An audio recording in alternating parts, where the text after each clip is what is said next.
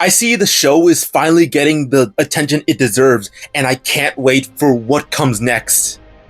Hey there, this is your Matt Doodle, Too Much Time in Hands, Doodle My Who with another video, and today I'll talk about My Adventures with Superman, Season 3, Episode 1. Oh my god, I can't believe this show is finally back for a third season. That's awesome! I have been a fan of this specific Superman since Season 1, from his high highs to his low lows, which, I'm going to be honest, there isn't a lot of low lows. And one thing I adore about this show is how they portrayed Superman. They just went with who Superman's supposed to be from the beginning. They didn't make him edgy or dark. No, he starts out a good person and he ends still being a good person. But it's not about that makes him interesting. It is the fact that, he is very self-conscious and how he grows from that. That was cool, and how he gains these relationships. And it was so fun to watch. Now, there would be points where the show did something that I was generally not a fan of. Like in the first season, they made a lot of Superman's villains robotic-based or like mechanically enhanced. And a lot of people complained about that in Season 2, they changed it to where even if there were mechanical-based villains, there were villains coming out that had genuine superpowers, which was incredibly refreshing and awesome to see. And you'll see more of those changes in Season 3, as in the last season, they showed that Superman and Kara had gained new suits, and people complained about it so much because they tried so hard to emulate the Zack Snyder Superman suit, which I was genuinely so surprised because of how they portrayed this version of Superman. And I think a lot of people complained because in the trailers and in this episode, they completely reworked the suits for both of them. Superman looks like his classic Superman. He has everything. This costume somehow was able to be more comic accurate than the Season 1 and Season 2 outfits, even though that outfit was already spot on, but wasn't just the same, because in the last season, they tried to give Superman shoulder pads, no trunks, and that did not work for him. But in this one, they gave him the yellow belt, the trunks again, and they added gold accents to the cape. And I think that genuinely looks really cool. One thing I do miss from the last suit is that Superman had the yellow lining around the Superman symbol. That I actually did miss. But overall, I am genuinely enjoying this suit a lot. And then we go to Kara, which I like the suit, but it was very jarring because I actually did like her ending Season 2 outfit. Now, that doesn't mean I don't like this one. After watching it through the episode, it actually grew on me a lot more, and I actually really enjoy it. They kept her having pants while also giving her the skirt, and I think it works so much now. Originally, I didn't, but again, seeing it in motion, it does. One thing that I am still very hung up on is that her skirt looks kind of busy with all the lines on it. I don't know why they needed to do that. Maybe they could have just done it around the skirt, if that makes sense. But again, overall, I still love it. But one thing that I'm very curious and surprised about is that the Fortress of Solitude exists. I thought in Season 2 it got destroyed with Jor-El because of all the kryptonite that surrounded it. I could be missing something since I haven't watched Season 2 in a bit, but I am actually enjoying the fact that it's here, but I do want to know how it's here. Is it because of Brainiac that his Kandor ship became the Fortress of Solitude? I'm not 100% sure, but if it is, that would actually be really cool, because while we do see Superman and Supergirl's outfits, we get to see they finally have Superman robots. They look a little almost sleek, but also some of them sound like Brainiac, and they kind of feel like it too by what they say. I really hope they don't end up being an antagonist, because they are actually really cool. And I think the writers of the show got inspired by James Gunn's Superman movie. Yes, I know the Superman robots have been part of Superman's history for a long time, but it just seems very coincidental that they're here now. Now, one other thing that I'm also kind of worried about is if they're going to bring back Brainiac, because Kara has to grieve over him, which I get is her father, but it looks like the Brainiac memory is trying to corrupt Kara again, which is something I really don't want, because we already had a lot of that in the last season, and I just want that to get past. I know it's going to be hard for her, and I know she's going to be, sad about it, but I don't want this to be, her main thing throughout the show. But what do you think? Do you want to see Brainiac come back? But I do love the fact that they called back to season 2, then Kara came to Earth, but now as a hero with her suit. And I love that it's, more of a reference to Superman doing that every time he's in space. I just love that. Now, something I have to talk about is this new intro. They changed it up, and I have so much to talk about with it, because it starts out like the regular Superman intro they've had, with Superman flying in the air, and, Clark looking like he was going to look at his father's ghost, right? But instead, he sees Superboy with Lois, and this blows my mind, because in the last video I had a weird question on, like, why would Lex create Superboy? Because I feel like it's too early for him to do that, because Superman's not dead or anything. But then I kept seeing people say that, no, they may actually turn Superboy into the future Trunks of this universe. And I'm starting to see it more, because maybe this Superboy is actually the son of Superman and Lois. Because later we'll see that Superman wants to push his relationship with Lois a little bit more. And the fact that it looks like Superboy is disappearing may push that fact to be true, that this Superboy is from the future. And I am honestly so, interested on how they're going to do that, because they could do it so many different ways. But I have so much faith in the show that I'm more excited than actually worried. But does that mean that there is some horrible future that Superboy had to come back to help Superman stop? But something that I do like here is that they added Kara in the intro as well, which is nice. And then we see a whole mural of other villains we're going to see, which they showed Cyborg Superman, so that's awesome. But then they show some of Superman's older villains, the Silver Banshee and the Big Guy, which I thought they were friends with because they were helping him stop Brainiac. I thought they became good at the end. And then we see a bald Lex Luthor, so we will actually get the beautiful baldness of Lex Luthor. I'm excited for that. And then we see this Big Guy, which I have zero understanding on who that could be. The only thing I could think about is one of Darkseid's kids, Decide? I don't know if that's the right name. The editor me will figure that out. And then we see this other guy without a shirt and longer hair, and I'm going to talk about him a little bit more in this episode because he's actually in it. And then they show more of the bad guys in the bottom, which I am hyped for. But something that I'm very weirded out by is the fact that they kept Superman's old costume in here instead of changing it to the new one. Because, again, they added the new animation, so why wouldn't they just add a new, costume for him? I feel like it would be a little easier. I mean, I'm not an animator, so I don't know if it's easier, but I feel like it should have changed for this. Maybe it's going to change in the second episode, and the third episode, I don't know. So that's one of the only things I'm more curious about. Now, can we just talk about how adorable it is that Clark and Lois are having this Halloween festival for the little kids? That is so sweet. And one thing I noticed right here, they have a pumpkin with a bat logo. So they're doing more references to Batman, because in the last season they had Vicky Vale, which is a Batman character. So are we getting closer to seeing Batman in this show? Because that would be awesome. Of My Adventures with Batman. I want that so badly, especially with the animation they have for this show. Now, it looks like Jimmy still has his job as an influencer, which I love that this show just shows influencers as a normal thing and they can be successful. Because I think Jimmy is still rich. I don't know if they ever pointed that out, because he looks like he is filming the festival to promote it, which I love. And then it shows Kara here being herself, which is cute. But does anyone know, do people know that she is the cousin of Clark Kent or Superman? Because that would be very weird for a Kent farm to have this new person to show up. So what is that about? Are they going to cut that part out, or what are they going to do?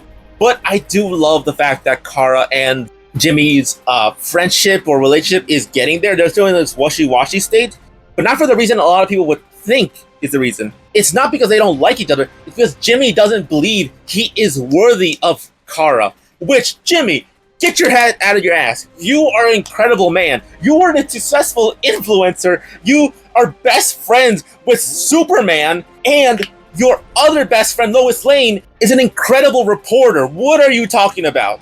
I know Kara has only met a few certain people, but come on, dude. Take your shot. Even Lois tells him he has to do that. Change is a good thing, which becomes ironic because Clark wants to take the next step with Lois. which I do think he went a little too fast. Not because I feel like they were going slow at all, but I do feel like his experience from the last season did affect him a little too much, where he wants to rush a little bit. And it does scare Lois, which I totally understand. But that doesn't diminish their relationship. Their relationship is still very strong. It's just this one hurdle, which they don't seem to even be that angry about, which is so good. Again, I love the romance in this show. That is one of my favorite aspects in superhero media, which I know can be so strange for some people. Now, one character I was not expecting to come back was General Lane, and mainly because I thought his whole progression would just be done.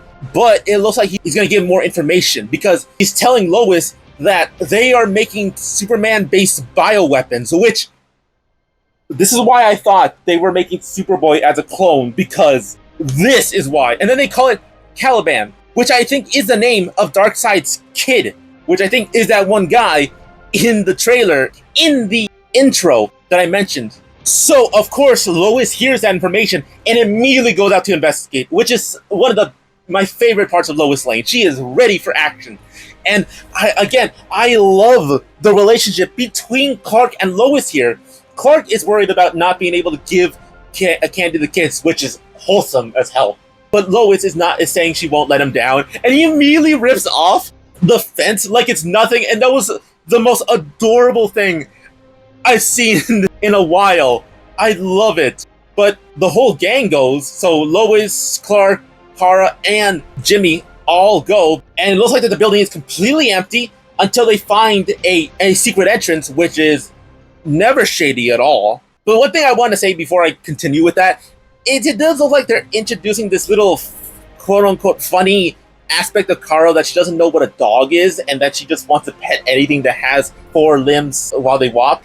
And I don't know if this is going to get annoying, because I didn't really find it funny in the first place. I found it cute when she actually found a dog, and it was cute. But saying everything else is not, because they did point that out in the trailer that she thought a beast was a dog. And I'm like, I really hope that's not going to be her quirky interest. It just seemed kind of weird. But besides that, they do find this hidden area that does contain a bunch of tools with a bunch of grotesque beings. And then they point out that this is Kryptonian DNA, so they're experimenting, creating clone-type people, which, again, this is why I thought Superboy was a clone. So if he end up being from the future, is he just going to be a clone, or is he going to be Clark and Lois's kid? And then they find this animalistic-looking creature, and again, this is what I mean when Kara's joke is not as funny, because she said, "Is this a dog?" And then they meet, and they all say no, and I'm like, please don't be a big thing. But it does seem like this creature has ice breath, so obviously this is an experiment with Kryptonian powers. And again, I love that they made the freeze breath like a laser beam. It's very cool. And then we get to see more of Clark and Kara's suits, and again, in action, it washes away the suits they had before, and I just love seeing them. But then they find this area that looks like it's a forest for Kryptonians, and while they're sneaking around, they find this grave, which, okay, they went dark here really fast. I wasn't expecting that. Again, this show did show up on Adult Swim, but again, it was meant for a younger audience. So I don't know if they're going to grow with the audience, so it's going to be a lot darker. Because again, they do show a dead body. They don't even just show the grave. Clark uses this X-ray vision to see the body, which that's very interesting. But one thing I do notice is that person is put to rest very carefully. So you know whoever they find is not a threat, even though they're probably going to think that, like this big guy they find, who is going to be the one I want to talk about that I was pointing out in the intro. When I was reacting to the trailer, I kept thinking this was going to be Damage, because he was a big villain in the last season, and he was the only one I knew at the time that was very big and Hulk-like. Then I kept getting comments saying that this could be Bizarro, and I'm like, okay, why didn't I think of that? But this guy doesn't seem like he is a complete dummy like normal Bizarro. He seems a little more caring, more kind, and I don't think he's going to do the whole backward speak. So I'm curious what he's going to be like, because he seems to have a childhood innocence, which Bizarro does have, and they did show a tank that said BZ something. So this has to be Bizarro, because he does have Superman's powers, and also he has the classic powers, strength, speed, jumping really high like that. And it looks like that guy that was buried was like his father, teaching him how to be a good person. But that does make me wonder, how old is this clone? Because are they rapid aging them? Because it looked like the guy who raised him was teaching him how to be good, giving him toys, but he looks like a grown man now. So did they accelerate his aging? This gets me really curious. But one thing that's really heartbreaking is how they figure out that this Bizarro type creature is not a bad guy. By Kara pointing out how this is not a weapon, this is someone raising a child because she was raised as a weapon, which is incredibly sad. That is one way to figure out someone is not a bad guy. But again, I really hope Kara doesn't end up being a bad guy again. And then they introduce this robotic guy who looks like it was supposed to be a security system for the place. And I'm going to be honest, I'm not even going to predict who this is supposed to be because I already thought that this was going to be Metallo. But again, I feel like Metallo needs to have a human aspect to him instead of just being a pure robotic being, because it also seems like there are going to be a bunch of those things. And again, they did introduce Metallo in the last season, so I don't think that it's going to be him. So I don't know any other robotic people, unless it's going to be another Superman robot, but what do you think? But one thing that I do know is that this robot is not friendly, because it immediately goes after the Bizarro creature, and then immediately goes for Superman too, because Superman protected him, which I do think will give this Bizarro creature a better framework of being a good person, because I feel like that's, I'm going to call him his father, taught him to be. And I feel like that is going to inspire him to become a Superman person, Bizarro, which is actually a really cool thing. I am liking these changes, unlike some of the changes they had in the last few seasons. These ones do seem fun. And another reason why I say that Clark saving this guy will make him a lot better is because he does the same to him. He saves Clark. But that does also make me wonder, are his friends going to know that Bizarro is a good guy? Or are they going to go after him? Or is Kara going to go after him thinking that he is a bad guy? I really hope they don't, and I hope Clark just immediately explains it, because I do not want, more hostility to this sweet guy. And I do think that that animal creature is going to be Bizarro's version of Crypto, because I do know in the comics he does have his own Bizarro Crypto, which would be cool. But can we have regular Crypto too, please? But now that we know they're all okay, and that the new Bizarro is learning his new way in the city, which is good that it's in a Halloween time, so his appearance doesn't scare people, and this girl just gives him a nice little lollipop, which again will help him be a lot more human. And one thing I really do not want is that Lex takes a hold of him, because we do see he was the one controlling that robot. But going to something a lot more sweet, Clark and Lois do get back to be able to give kids candies. And one thing I find hilarious, a funny trope, is when the superhero wears their regular costume as their Halloween costume, and I love that no one notices. But one thing that was so adorable is that, they do the Superman quote, "Look, it's a plane, it's a bird. No, it's Superman," but with the costume the kid used. And it was so sweet. One was a plane, one was a bird, and then one little baby child was Superman. And he knew that was Superman. That kid did not think he was just a regular guy. That was so sweet. And then we see Clark and Lois just being incredibly wholesome together. They're going to have a baby, and that's going to be Superboy. But before I end this, you know how I said that Lex was involved with that robot? Well, it looks like he is going to be involved in creating Cyborg Superman. I am excited for him. I was wondering how he was going to be turned into a cyborg, but then I forgot, in the last season, during Brainiac's attack, his plane got blown up. So that will fuel Hank Henshaw's hatred for Kryptonians in general. But again, what happened with this man's wife? Why did he end up being single and then ended up hating Superman in the first place before getting, mauled? Which again, they went far out with how disfigured this man looks. And maybe they are being more mature, which I'm not complaining. I love, but I'm just going to point that out because of how drastic of a change it is. But hey, that was Season 3, Episode 1 of My Adventures Superman. What did you think? Did you like this introduction to this world again? Because I definitely did. It gave me so many questions that I want answered, and it gets me more hyped for each episode coming out. But that makes me want to ask you, what did you think of this episode? Did you like it? Did you not like it? Please let me know in the comments down below. And if you like this video, please subscribe and hit the notification bell so you can see when these reactions come out. But there's nothing else. This has been Dude Might. I hope everyone has a good day, and I hope to see everyone in the next video. Bye!